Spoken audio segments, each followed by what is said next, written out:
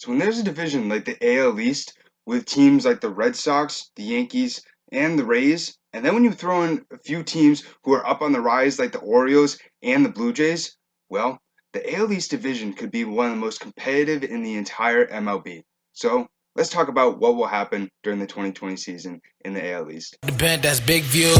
Boarded the plane, won't be back to Maine. Now I can't camp it with you. Hey, how's it going, guys? So today I want to talk about the always competitive AL East division. So especially when you have teams like the Red Sox and the Yankees in one division, and then when you throw in the Rays, the Blue Jays, and the Orioles, it's really always up into question on who will come away with the division at the end of the season. So we were able to see the New York Yankees come away with this division last season when they were able to win 103 games. Then we saw the Rays at second, and then the Red Sox came away in third when they had a very disappointing season after they were able to win 119 games and be able to win the World Series. And then when you see a team like the Blue Jays, who has a ton of very high potential players that are up on the development, and it's really up into question on how they're each will able to perform. And then when you look at another team like the Orioles, who are still in that rebuilding phase, and it'll be interesting to see how all these different teams pan out during the 2020 season. So I wanted to start off with a team like the Yankees, who I just talked about in a video which you can go and check out on my channel right now, and I talked about how all their different injuries are really going to put up into question if the very high expectations that were put on them at the start of this season, with them being World Series favorites, will actually come into fruition because of all the different injuries that are really plaguing the New York Yankees at the moment. And especially when their rotation only has guys like Garrett Cole, Masahiro Tanaka, J.A. Happ, and Jordan Montgomery, then the rest of the rotation is all up in the air. It'll be really interesting to see how effective that rotation will still be able to be. And then also with their outfield really being in a whole dismantle, with Aaron Hicks, Giancarlo Stanton, and Aaron Judge supposed to be sidelined until the middle of the season. So I don't really know how it's going to affect their lineup, but I quite honestly don't see them winning 100 games during this season. So it'll be really all up into question on how consistent and efficient this team will be able to be with all these different injuries. But I could really honestly see the Yankees only being able to clinch a wild card and them coming in second place because all these injuries are really going to hurt them during this 2020 season. So then when you look at a team like the Tampa Bay Rays, who were able to go out and win 96 games and were really able to surprise a ton of MLB fans, and then they went into this 2020 offseason and really changed up a ton of different stuff around and were still able to make themselves be better. And then they still also have the third best farm system in the MLB, so they still have a ton of exciting guys still coming up. But when you have guys like Hunter Renfroe, Manuel Margot, and Willie Adams, who are still under 25 years old and are still going to have a ton of potential and development that is just waiting to be shown to Major League fans, you don't really know what's going to happen. In my opinion, this team is stacked. Their rotation is insane. It's just a ton of young, very efficient guys, and especially when they use that opener approach, teams have no clue what's going to happen. And then when you have guys like Jose Martinez, who he's going to have a huge year, Austin Meadows, huge year, Brendan Lowe, he's going to have another huge year after his huge rookie season. And so I love this team, quite honestly. In my opinion, the Rays are the smartest team in the MLB, period. When you have the lowest payroll, the third best farm system in the MLB, and you're still able to win over 90 games over the last two seasons? What? Alright, I'm probably going to make another video about this later on throughout the season, but I just wanted to say, this team could really surprise a ton of people throughout this season, and we could potentially see the Rays go very far in these playoffs. So then when you look at a team like the Boston Red Sox, who had a very disappointing season in 2019 when they were only able to win 84 games and they missed the playoffs. But then when you look at what they did in the 2019 offseason, they didn't do anything. You know, it's the same exact team that was in 2018 that was able to win 119 games. And so throughout this offseason, they really changed a lot of different things throughout the depth chart because of the very high payroll that they had at the moment.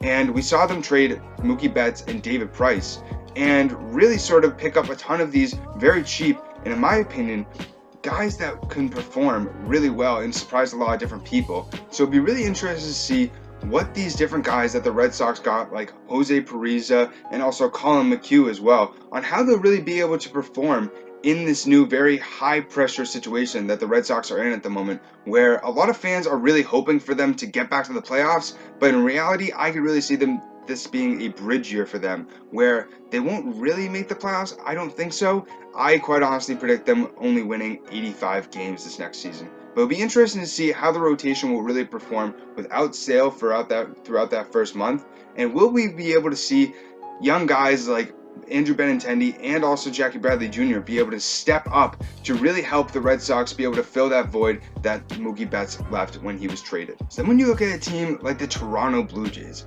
who a lot of people are really just writing off throughout this season, and in my opinion, they're going to surprise a ton of people. And I wouldn't even be surprised if their record was very close to the Red Sox this next season.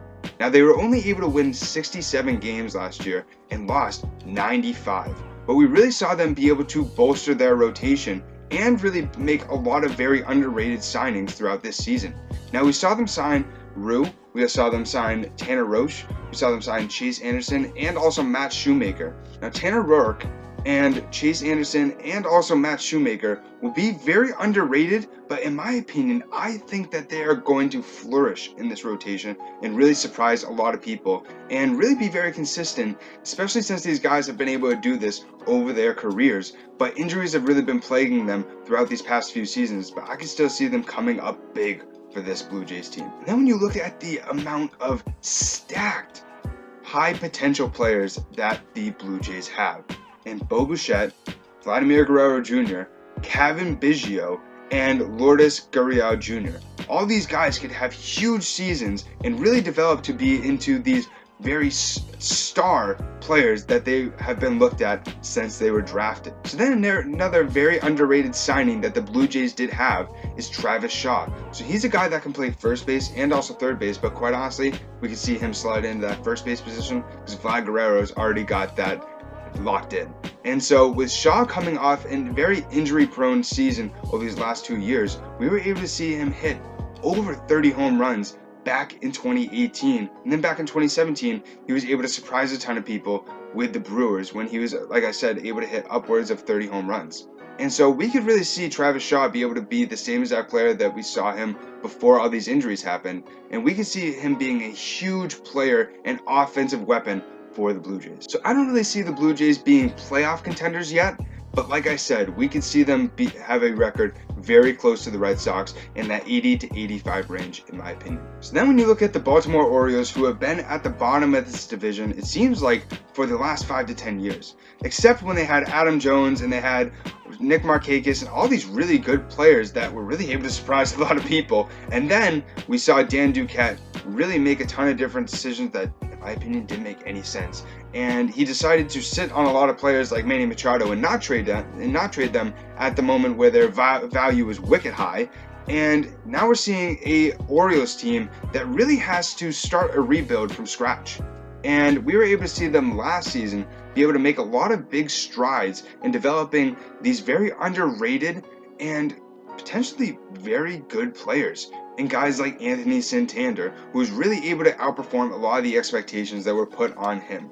And so it'll be really interesting to see how the Orioles will be able to help develop guys like Austin Hayes and John Means in their depth chart and really be able to find a way to help their team be able to find those consistent players that will be able to help them win day in and day out. I still don't see the Orioles really outperforming a lot of the different low expectations that were put on them. I still see them losing, quite honestly, 100 games during this next season, but they're a team to really look out for a bunch of guys who could be nobodies, but that could really be able to be consistent and outperform a lot of the expectations that were put on this team. So it'll be really interesting to see, like I said throughout this video, what will happen with this division, especially with all the different moving pieces throughout all these different teams. And essentially, all these different teams have a lot of different players that could be critical to helping them be able to be consistent and efficient to really be able to get over that hump and get past the Yankees and the Rays. And so we can see teams like the Blue Jays and the Red Sox really be able to surprise a lot of different people and what they're going to be able to do this season. So my prediction is I see the Tampa Bay Rays winning the AL East. I see these injuries that are plaguing the Yankees throughout, even before the season. I see them really hurting them throughout this season. And I still see the Yankees obviously winning that wild card spot. I don't see them really being able to live up to those very high expectations that were put on them at the start of this season. So let me know what you guys think in the bottom description below. Who will win the AL East? Let me know. If you guys did like this video as well, please give me a big thumbs up. I'd really appreciate it. Also, don't forget, go down and subscribe. I post new videos every single week, and I talk about the biggest sports stories, and I also do the same exact thing on my Instagram and also my Twitter, which can be found in the description box below. So thank you guys so much for watching. I really appreciate it. I hope everybody has a great rest of your week. See you next time. Hold up, wait until the whole team show up, yeah. I'm in Neverland, can't grow up.